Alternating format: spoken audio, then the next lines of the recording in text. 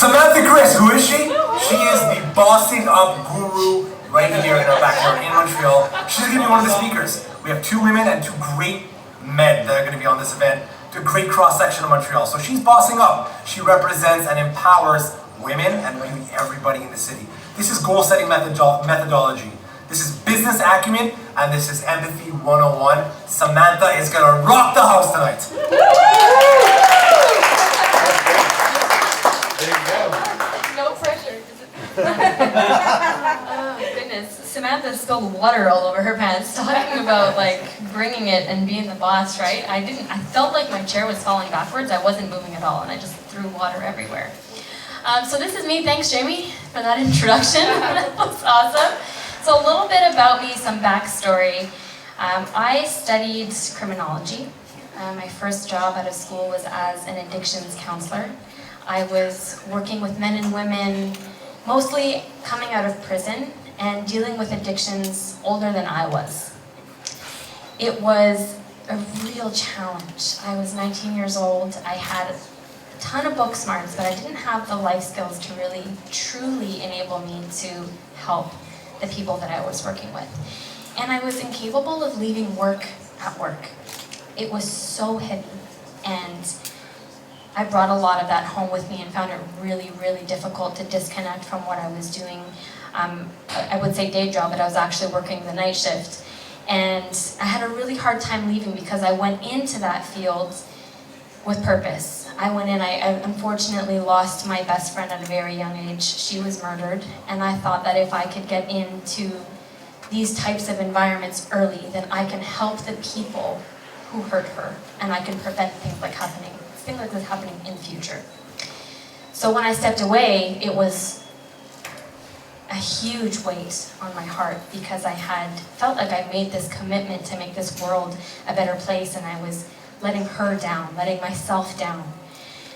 But my cup, my tank was running on empty, and I had nothing left to give the people that I was working with, and that was my pivotal point where I realized that I really needed to make a decision and go back to the drawing board. I loved learning about it, I loved studying criminology, but I couldn't work in the field.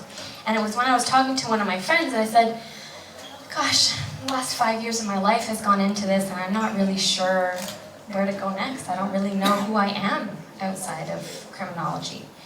And she said, well, you're very feminine, you're very organized. Have you ever thought about wedding planning? And I said, no, that's a great idea. And I jumped right in. I didn't even give it a second thought. I needed something lighter, I needed something fun, I needed something that didn't feel like work, and that felt completely different from the life that I had known for the last half decade. And I did really well. I interned that summer, I did 40 weddings in 3 months, which was crazy. And then I went on to start my own wedding planning business. And that opened the door to corporate events, and I had a friend at the time who said, you know, Sam, he was working for a tech company, he said, we're looking for someone to do our marketing events, and it's been such an incredibly difficult position to fill. And I know you do weddings, but is there any way you think you'd be interested in this role? And I figured, why not? You know, this had kind of been the trajectory, the pattern that my life had started taking, of not really knowing where I was going to end up, it being completely open to opportunity. And I thought, well, I'm at least going to try. And if I don't like it, I can go back to wedding planning. But I realized that my resume saying addictions counselor and wedding planner looked a little unusual. So I figured I'm at least going to get some corporate experience and see where it goes. So that opened the door to my career in marketing, and I really grew up in corporate. For the next 5 years, I went on to earn 5 promotions in 5 years. I doubled my salary in that time. And I learned everything about marketing, online, digital, in print, radio, TV. I really grew up in that field. And fast forward to today, I was, you know, as my career there was ending, I thought, what is it that I really want to do with my life? What is it that if I could just dream up my job, what would it be? And I thought the thing that I love most about my corporate life is working directly with the C-suite in developing strategy, in helping create a culture of a company that people want to come to work at every day, and that they feel empowered to grow not only as employees but as people. And I was doing that there, but I wanted to do that at scale. And so I started my consulting practice. But as you can imagine, my career took this very unlikely, windy kind of path. And LinkedIn was there through it all. I've had to rebrand myself several times as the addictions counselor, as the wedding planner, as the marketer, and now coach. You should trust me. I know what I'm doing. And so I've leveraged this platform to be my support and to create a network at every stage of the game, and it has not let me down once. And so I think you're going to be getting a lot of great tools as to how best to leverage LinkedIn, but I'm going to go through the approach of what it's taught me, okay? And I have a really awful memory, so one of my kind of life hacks is using acronyms, so I decided to use LinkedIn as the acronym as a way to remember this. So if you're following along, you're going to get 8 points, one for every letter. So the first one is leadership. Are you counting? 8, yeah. Keeping me on my toes, Diane. Thank you. So the first one, L, leadership. LinkedIn reminds me regularly that it is a platform to be a thought leader. No matter what it is that I've embarked on, no matter what journey I'm following and pursuing, I have leaders within grasp that I can lean on to help me further advance my career. But I'm also encouraged regularly to step up and to lead because I see that people are following. And when I use my voice, I know that people are listening. And when I do things and I create things, I know that they're watching. And it empowers me to continue to want to go down whatever path I feel is most aligned with where I'm at that stage of my life. Because no matter what, so long as I'm delivering value, there's someone there to absorb it. So really leverage LinkedIn to be a thought leader, to connect with leaders, and to inspire future leaders. I, information. So LinkedIn is an incredible platform to disseminate information. Whether you're creating videos, whether you're publishing articles, we talk about thought leadership. This is one of the best ways to gain visibility and credibility is to create content and to get it into the hands of the people who matter. But it's not just about giving. If you give and give and give, you're going to have nothing left. It's about taking as well. People are creating content on the regular, so take what resonates, leave what doesn't. But absorb as much information as you possibly can to become a better leader, to become a thought leader in your space, and ultimately deliver value to your network. Which brings me to N, network. Just as we're doing today, incredible to gather in person, offline, but LinkedIn allows you to do this at scale. And one of the things that I've really taken away from that platform is that whether you're an extrovert or introvert, there is a place for you on LinkedIn. There are groups, there are opportunities to connect, interact, engage on posts, on videos, personal messages. One of the things that I found most effective as a networking tool is to send voice notes through private message. So kind of deviating from my acronym here, but just a pro tip. People will skim through email or delete them altogether. If you send them a link or even a personalized pitch, they may be able to skim it over real quick and say, yeah, it's not really for me. But if you leave them a voice note, they're intrigued. Oh no, who is this person and why are they talking to me? And so giving them even just 5 to 10 seconds of, hey, this is what I'm doing. I really think you would add value to. Do you want to hop on a phone call? Do you want to, maybe go for coffee? Or do you have 10 minutes later this afternoon? I'd be happy to give you a call. It's enough to just pique their curiosity and at least remember your name, and you're not one of 100 people who message them through InMail and any other vehicle, right? So leverage your network.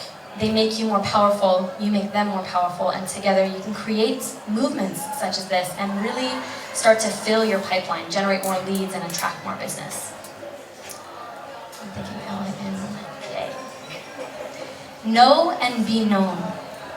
This is something that I'm just stepping into. I've not really needed to be known in any of my other careers, but as a speaker, as a consultant, and as someone who's really putting myself out there in the public space right now, I need to consistently put myself in the spotlight, the forefront of people's minds, so that when they're thinking about change management, when they're thinking about leadership, when they're thinking about soft skills training, when they're thinking about coaching and empowering people, I am tip of tongue. I am top of mind.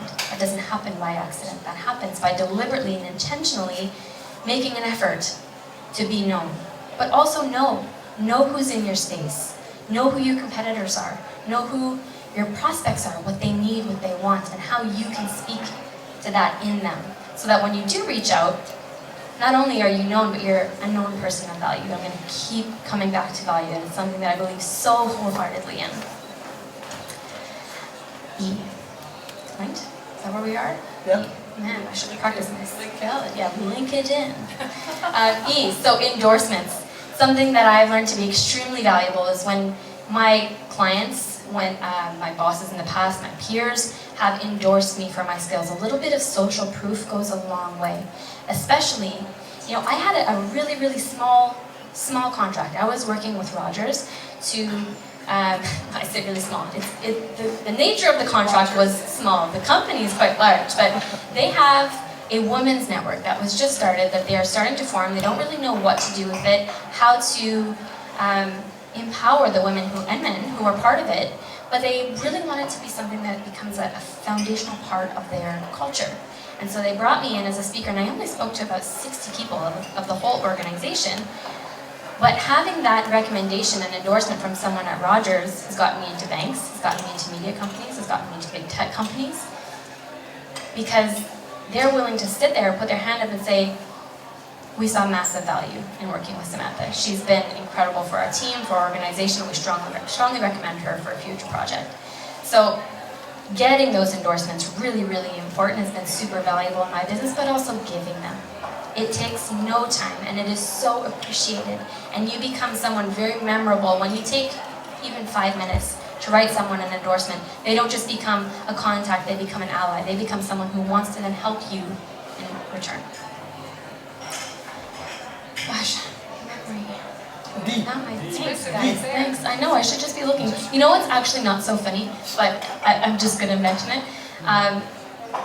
Part of actually right in the transition of when I was going into rehab, not for myself, but to work there, right? I was hit by a drunk driver, and it was a pretty awful car accident. I broke several bones on my left side, knocked unconscious, and my memory has been totally shaken. So, good tip, just look behind you. But all that to say, yeah, memory is not one of my strong suits. But we're at D. So, anyone got a guess? What D? What is it? Determination. Ooh, determination, that's a good one. Close. Dominate. Ooh. Let's keep it PG, friends. Dedication. I love it. These are all good. These are all good. What I have learned from LinkedIn and for the letter D is to demonstrate. It has given me the opportunity to walk the talk. A lot of people can post, a lot of people can do videos, a lot of people can say what it is that they intend to do, but people don't remember what you didn't do. They remember what you did. They remember what you're doing. And it gives you the opportunity to connect with like-minded people and actually put your ideas into action and to demonstrate that you're not just all talk, that you are the person of value that you're portraying to be. And again, when you're able to demonstrate arm in arm with other thought leaders, with other people who are making a difference in their communities, in their business, in the lives of others, then a ripple effect starts and you're exponentially able to increase the impact that you make. Interaction is something that's really important, a great reminder that LinkedIn reminds me daily, multiple times a day, and it's not just about liking and commenting and sharing, it's about meaningful interactions. It's about, I watched your video, I agree with what you said, or I don't, but let's talk about it. It's about sharing difference of opinions. It's about creating trust.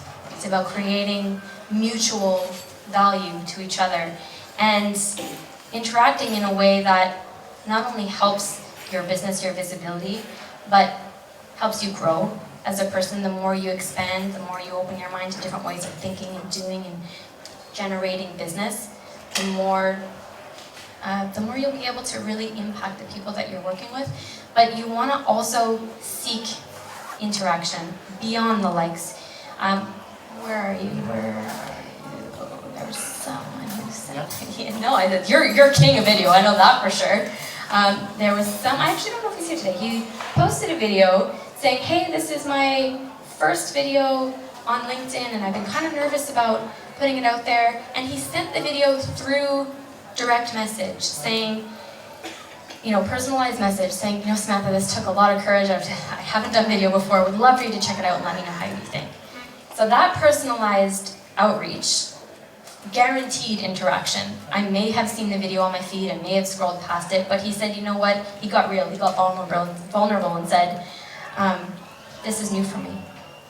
And for one reason or another, I trust your opinion, and I would like for you to watch it and let me know what you think.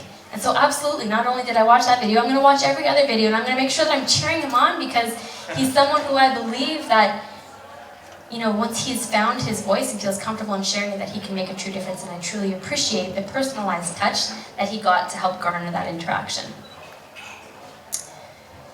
Where we are now, N. Oh my gosh, okay. N, final N. This one, need I say more? The answer is yes.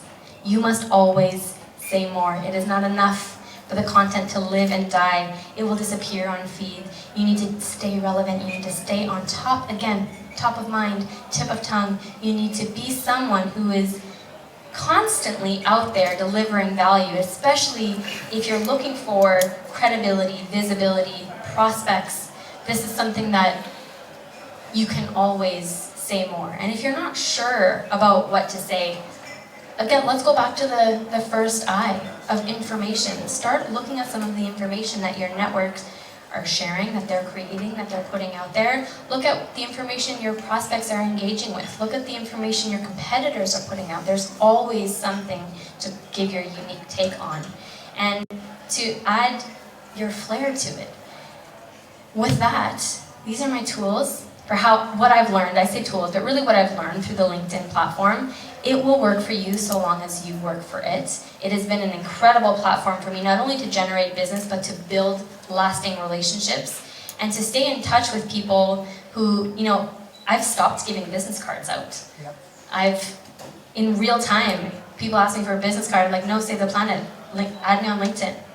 And what that allows me to do is start a conversation right away. Hey, great seeing you tonight. Great meeting you. How did you enjoy that conference? Something so that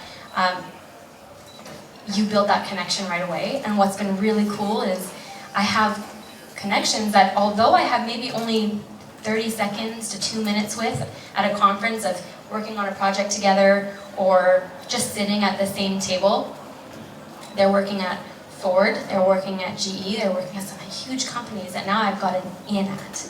And I'm able to say, hey, remember when we worked on that project together?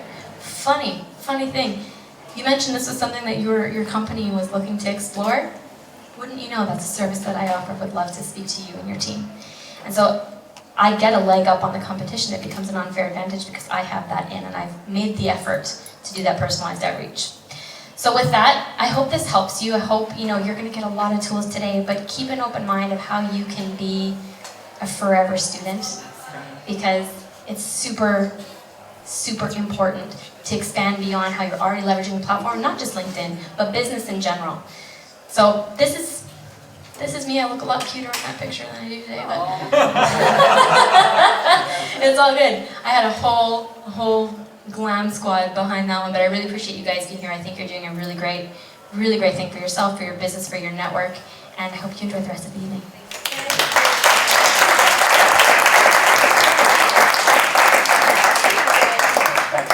Oh, sorry. How do you feel about doing a 3-4 minute Q&A? Sure. Ask questions. Sure. Yeah? Yeah. I don't have to memorize Q&A stuff, so that's easy. Questions, guys? I do have one question. Yeah. So how do you... It may be me, but I don't see that much women sharing content on LinkedIn. Why is that?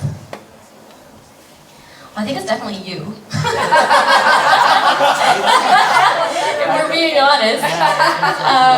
If we're being honest. So I think I follow a lot of great women in business.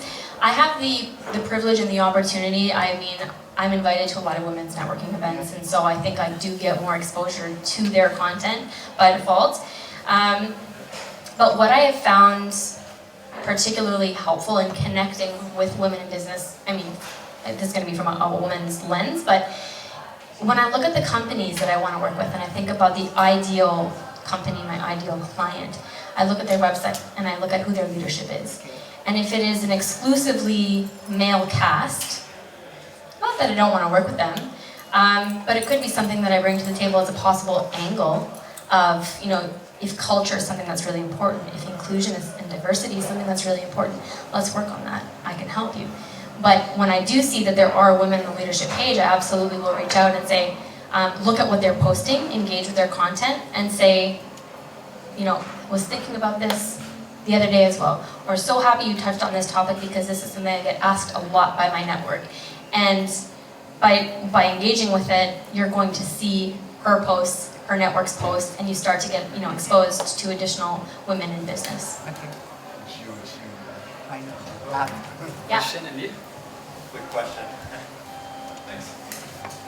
I'm someone who's really interested in social media advertising, and I want to know what's your opinion on LinkedIn advertising. Is it I hear some people say it's overpriced, it's not as important as Facebook ads or Instagram ads. What do you think and where it's going? It's a good point. That's a good point. Start a podcast. There will probably be other more qualified speakers to answer that question because I don't use paid LinkedIn advertising for myself. But I will say that for my clients who have used it, it is the most expensive but highest converting platform. They get the best qualified leads from LinkedIn. Myself, as the founder of the Bossing Up community, I have 4,000-ish members available to me on Facebook for free, and that's where a lot of my lead generation comes from. I don't have to look much further than my backyard to say, hey, this is my new program, this is my new course, this is my workshop, or this is my new service offering. Who here knows someone who can benefit from this? And so that's come with effort. It's been 3 years in the making to get it to that stage, but because of that, I haven't had to invest in LinkedIn as a personal brand or for my personal business. I'm a one-woman show. But for my clients who are looking particularly for B2B customers or prospects, it has been hugely effective, but you pay for it for sure. I mean, you have a very different audience on LinkedIn than you do Instagram and Facebook, and so it really depends on your audience too. But for B2B space, I would definitely say that it's worth it from the clients that I've worked with. As an individual, go where your audience is. People are starting, if your audience exists on LinkedIn but is active on Instagram, that may be worth your dollars more. But it also you want to consider the reputation that you want to have, because there's a difference between an Instagram influencer and a LinkedIn professional. They can coexist, but there is typically a difference, and so you want to look at who your target audience is, and if they're really more in the professional space, then jump on the LinkedIn train early so that when they finally catch up, you're a veteran. You've been in that space for a while. Yeah, you're right. Thanks. Yeah, welcome. Yeah. I have a quick question. It's a bit off topic. On the subject of book writing. Yeah. Writing a book, what was that like in terms of promoting your business, using a book? If you could just share a couple thoughts or words on that. Thank you. Oh, so awesome. I love this topic. It was a really, really great experience. Concept to completion, it took me 1 year. I buy my book, I swear. I wrote for 6 months straight. I really treated it like a part-time job. I was writing 20 hours a week, completely hibernated, cut myself off from friends and family, got it out in 6 months. The second part was really editing, formatting, working on the marketing plan. The book combined with the TED Talk have been incredible touch points that speak to my credibility. I can tell you that the majority of people who hear about the talk and know about the book won't even watch it or read it, but they're like, oh, you're an author. Exciting. Instant credibility. And the TEDx speaker as well.